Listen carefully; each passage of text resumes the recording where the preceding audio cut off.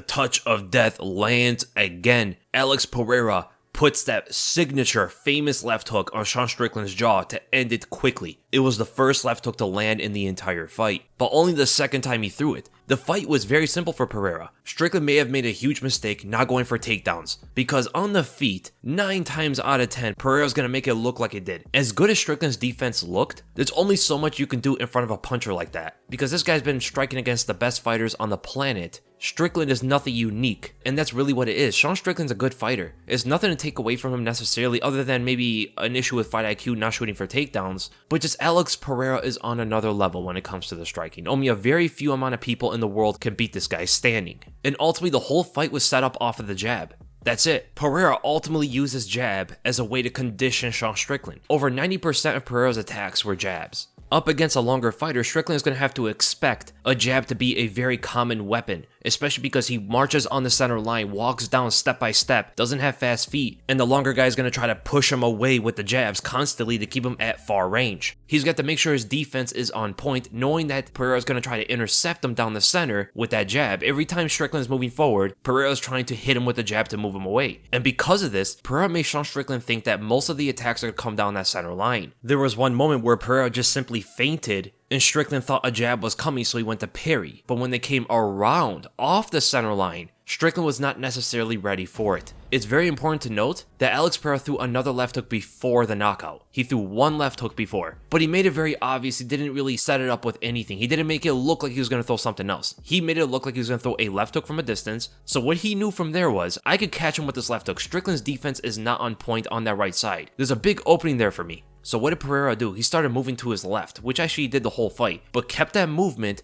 because what it does is, it opens up a wider window on Strickland's right side. The more he angles to his left, the bigger the opening on Strickland's right side is. And all he had to do was make it look like he's going to throw a jab. As long as Strickland thinks it's going to be a jab, Strickland is going to try to parry with his right hand, which is the way you parry jabs, which at the same time drops it, opening up his head above it. So all Pereira did was, to make it look like he's going to throw a jab, he plants hard, stops from moving to his left, and it conditions Strickland to think that Pereira is going to explode and throw a jab on the center line, when in fact, he had that wide angle and caught him with the left hook right over it, and that was pretty much it. A simple conditioning factor from Alex Pereira makes short work of Sean Strickland, and people highly praise Sean Strickland's defense. He's a very hard guy to hit clean. I mean, Pereira had a hard time even getting punches through his jabs, his right crosses, but he just needs one opening. If he can just read you correctly enough to land one punch on you, that is going to be the end of it against almost anybody he fights. Bruno Silva is an exception who showed a granite chin that most other guys in this division are not going to be able to show. Most fighters who eat that left hook are also going to be napping on the canvas. So Sean Strickland should not feel bad on himself on that. Pereira can do this to anybody in the world. It's just the only thing about Strickland again is he didn't attempt takedowns, he didn't mix it up, he boxed, which was not the correct approach. And it's probably going to happen.